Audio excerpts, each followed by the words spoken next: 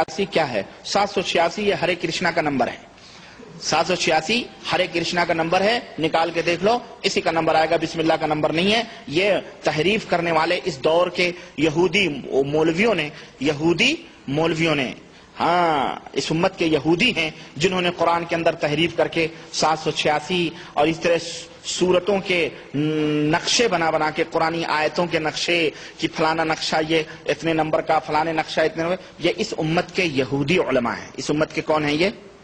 ہاں یہ قرآن کی تحریف کرنے والے ہیں، اور ایسا کرنے والے حرام ہیں. بغیر توبہ کے مرے تو پھر اللہ ان سے نپٹے گا وہیں. جس طرح یہودیوں نصرانیوں نے اللہ کی بھیجی ہوئی کتابوں کے اندر تحریف کیا، اسی طرح اس دور کے ملانوں نے بھی، جو اپنے آپ کو بھلے وہ کسی دور کے اپنے آپ کو قطب العالم اور غوث العظم کہتے ہوں، اگر انہوں نے یہ کی ہے تو اس دور کے وہ یہودی ہیں، اور ان کی باتوں کے اوپر عمل کرنے والے بھی انہی کے ساتھ جہنم میں جائیں گے.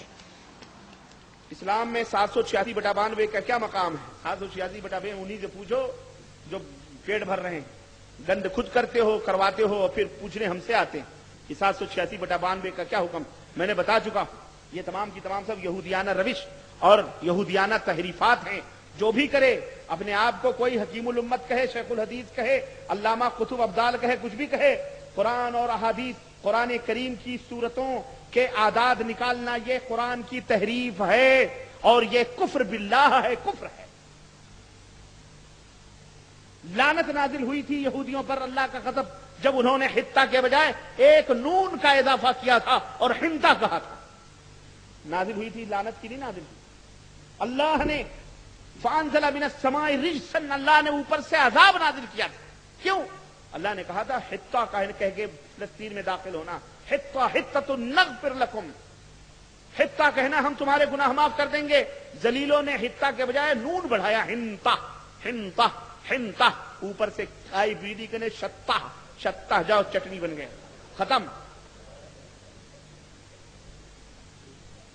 تحریف جب ایک نون بڑھانے کا جرم یہ ہے تو تم تو پورا قرآن تبدیل کر رہے ہو.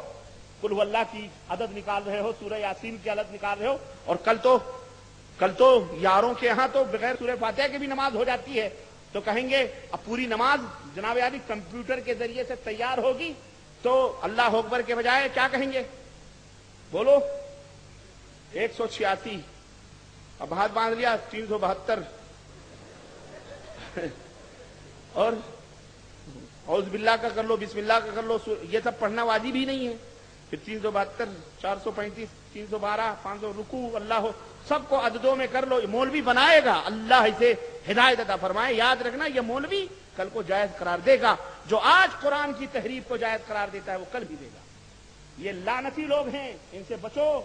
اور یارو، اگر کوئی شخص پتا چل جائے کہ یہ فلانی بیٹی کے ساتھ جرم زنا میں پکڑا گیا ہے، اسے اپنے دروازوں پہ بٹھانا گوارا کرو گے؟ تو مسجد میں جا رہا ہے، حاجی بھی ہے، داڑھی بھی ہے، مصلی بھی ہے، سب کچھ بھی ہے، ایک دفعہ وہ پکڑا گیا ہے اپنی کسی غیر کی بیٹی کے ساتھ زنا کرتے ہوئے، لیکن وہ مسجد میں جا رہا ہے، آ رہا ہے، سب کچھ کر رہا ہے، زندگی بھر کے داغ اس کی پیشانی پہ لگے ہیں. تم اسے اپنے دروازے پر کرسی بھی پیش نہیں کرو گے. زیادہ سے زیادہ سڑک میں ہاں السلام علیکم السلام بلاؤ گے بھی نہیں کہ آؤ میرے دروازے پہ بیٹھو. کیوں؟ میری بھی بہو بیٹیاں بھیا، یہ بھلے نماز پڑھ رہا ہے، روزے رکھا، پتہ نہیں اس کی نیت کیا. ڈرو گے کہ نہیں ڈرو گے؟ نہیں بلاؤ گے. کیوں؟ حالانکہ اس نے یہ جرم کیا ہے جس جرم کو اللہ رب العزت کیا ہے، نہ توبہ کرے جب بھی معاف کر سکتا ہے، معاف کر سکتا ہے، اور توبہ کر لے تو اللہ معاف کرے گا. لیکن جو دین کے اندر گھوٹالے کرتے ہیں، دین کے اندر شرک اور بدعت کو ایجاد کرتے ہیں، دین کے اندر تحریف کرتے ہیں، میری سمجھ میں نہیں آتا تم ان کے ساتھ کھانا کیسے کھاتے ہو، ان کی عزت اور ان کا احترام کیسے کرتے ہو، یہ میری سمجھ میں نہیں آتا. اس کا مطلب یہ ہے کہ تم نے، جبکہ شرک ایک ایسا جرم ہے جسے اللہ کبھی معاف نہیں کرے گا. اگر وہ بغیر توبہ مر گیا ڈائریکٹ جہنم میں جائے گا. اور جو قرآن کے بدلے قرآن کی تحریف کرے، استغفر اللہ، اس کا تو حشر کیا ہونا چاہیے. اسلامی مملکتیں ہوتی تو ان کو گردن ان کی اڑا دی جاتی. یہ ملا نے صاف کر دیے جاتے. ہاں یہ جتنے بھی عدد نکال کر کے ناٹک کر رہے ہیں، تعویذ گنڈے پلیتے کر رہے ہیں، ان کو تو طے کر دیا جاتا. خلاص یہ تو ہندوستان میں آزاد ہے، اپنی اپنی بولیاں بول رہے ہیں، بھانت کی بولو بیٹا، آزادی ہے. اللہ کے ہاں آزادی نہیں ملے گی. کاش اسلامی حکومت ہوتی تو ہم تمہیں ختم کرتے. بچ گئے تو